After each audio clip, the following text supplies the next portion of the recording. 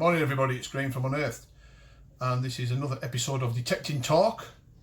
Tuesday comes around too quick for my likings. Anyway, let's crack on. We'll probably take three themes from this particular film, and the first one is going to be classed as advanced detecting research for you guys that have been in the hobby for some time, but it'll also help some of you new guys coming into the hobby, some people that have only been doing it a short period, but it'll also help, I hope, some of you seasoned detectorists out there. Now, we're going to go back in time literally to when I was a bit of a boy, a young lad in the 1990s, and I was paid weekly £82.50 a week in around about 1990-91.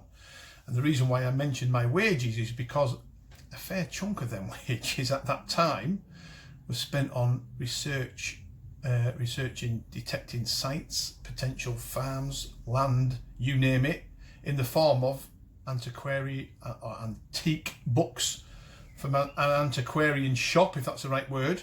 There was a local guy to us at the time in South Cumbria that used to sell historical books from way back in the Victorian times right through to current years, if that's the right word, and these books were in the shape and form of this.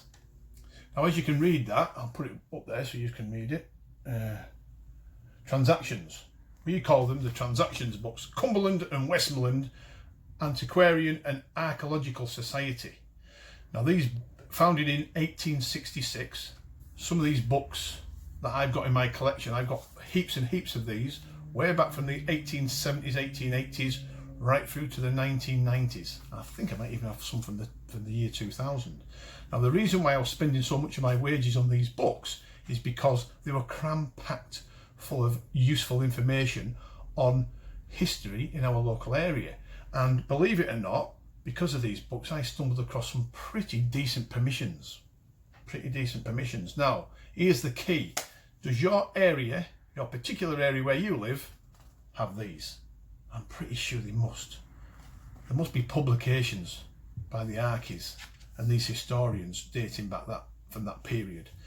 At the time, and I think it's wrote on here somewhere, I think I was paying the grand sum of, I paid £7 for that one in 1990, and this is 1981 edition. Now, the reason why I picked this off the bookshelf, like I said, I've got heaps and heaps of these books, but I'll give you some interesting info on this. Roman sites along the Cumbrian coast, and it is 7 or 8 pages full of information on Roman sites that have been found and discovered along the Cumbrian coast.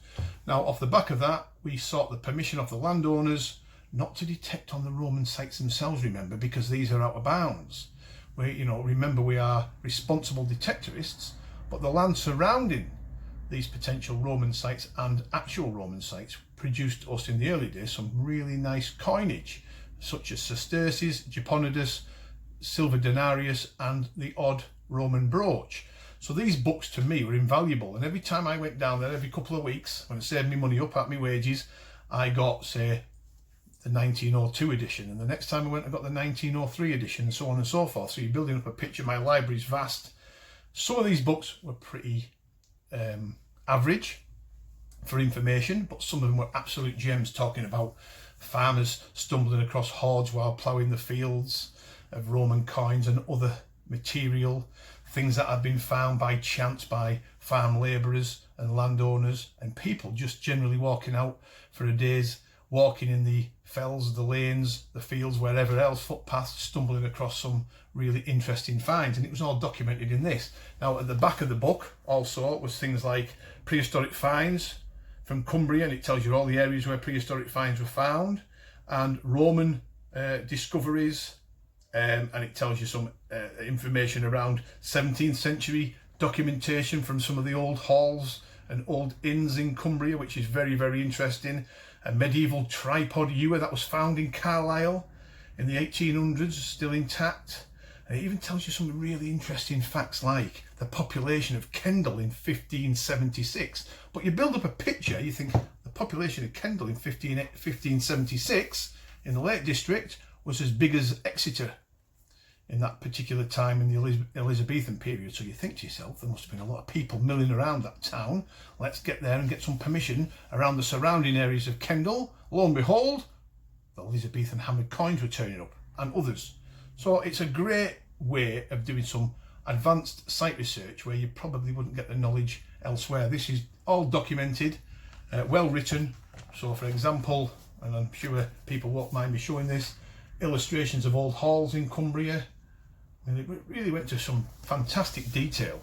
But like I said, the information in these were invaluable for us as detectorists early doors. So if you want to do your research and see if your local area produce these sort of things, and if you can find them in the second-hand shops and the other places, bookshops, buy them, get them snapped up. I don't think every area will have them, but I'm pretty sure some of you guys would have stumbled across these in the past in your particular area and found them of some use. So that, I hope, folks, really helps. Any more information on these, let me know. I would probably be willing to lend a couple of these books out to local guys if they drop me a message. If you nick it and sell it on, I will be knocking on your door. But at least you can, you can come to me and you can borrow some of these books from these local detectives that I know and trust.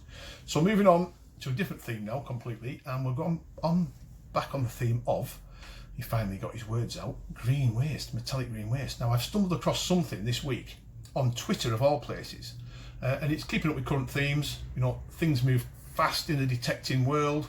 There's always something happening in the detecting world. For example, we were called off from the police this weekend about a detectorist's antics, believe it or not. Well, he's not a detectorist actually, he's a bit of a rum criminal, but it just shows you, even the police have been knocking on the door. So things in Unearthed are never dull. But I've stumbled across something, back onto the theme, I've stumbled across something from Twitter where a farmer has come across a whole heap of green waste. Now, he's a farmer contractor. It was from the Cambridge area, and he has videoed a huge, whoa, easy, a huge mound. Calm yourself down, Rush. Don't want to be wrecking my showroom. He's found a huge mound, he says, looking, of green waste, and videoed it. Now, what he's said is, on his Twitter post, he took a picture of it and put the video on of this huge mound of green waste and finding objects buried in it, such as plastics and other things. He obviously hasn't run a detector over there, so he's unaware at this point of the metallic waste that's hidden in there. But he's saying, can people be vigilant about what they put in their green waste bins, because it's ending up in the compost and ended up being strewn across the fields. Now, as we know, a lot of us guys that have the green waste bins for our recycling and etc. We don't put window latches, batteries, syringes and a whole host of aluminium shredded material in there. It must be the recycling plants themselves mixing it in. So I put him right on that. I think it was Paul Blundell, and I'm sure he won't mind me saying that. I picked it up off his post. So he's commented on it, and I've jumped on the back of it, and a whole host of other people have been saying how terrible it is and how it should be stopped. And what reading through the post on it, and you can see my excitement here, one of the farmers had posted and said, listen, we didn't know this was on our land, this horrible, horrendous green waste, until we invited the local metal detecting group on, and they, to their horror, uncovered stacks of it on our fields. We were horrified. The contractors had spread it on, we didn't know it was on, and we want it taken off.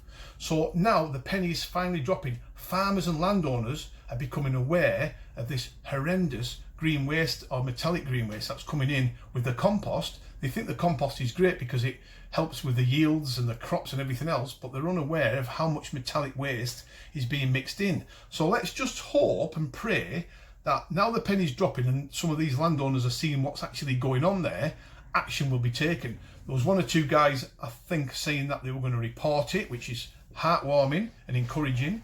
But the one farmer that stood out was the guy that didn't know it was on there. He invited his local metal detecting group to come and search the fields, which they did happily, only to find that the whole area was absolutely ruined, full of metallic green waste. It was undetectable. So it just goes to show some of these farmers now are sitting up and thinking, wow, what is on our land? And more importantly, how the hell do we get rid of it? So I'm going to keep an eye on that post to see if that develops any time further. I'm actually going to follow the farmer as well from Cambridge, because he seems a decent guy and he's obviously aware of the problem, and he's making the problem aware to other landowners and farmers. That can only be a good thing, folks. It can only be a good thing. So let's keep our eyes, or I'll certainly keep my eyes open on that and peeled. And also, Paul, thanks very much. Heartwarming to see that you're commenting on these. I don't know how you've stumbled across it, but I'm glad you did, because I would have never seen it if not. But it just goes to show that what's going on the social media side of things. So brilliant stuff. Now I'm going to shut this off fairly quick. Just one mention, or two mentions. One was the Mine Lab Equinox event that's coming up. There's probably about 35 names down now. There's still spaces left if you guys want to come on that. The training event day, there'll be all sorts going on. There'll be hot food on the day. There will be token hunts. There'll be prizes. There'll be raffles. There'll be all sorts of weird and wonderful things going on. There'll be some expert tuition with the Equinox one-on-ones. So if people want to finally tune their Equinox detectors, they can come along on the day and do it, which is brilliant stuff. So you're more than welcome to come on that. Drop us a message on here. You can drop us a message on social media. uneartheduk@gmail.com is our email address. You can drop us an email on that if you want to come along to it. Not a problem. July or August time. We've just got to get the landowners' permissions to have it on that particular day. Everything else is sorted. Marquee. Happy days. If some of you guys are out detecting again this weekend, good luck. I can't get out until at least 2 or 3 weeks, but I can't wait to get back out there swinging my machine. And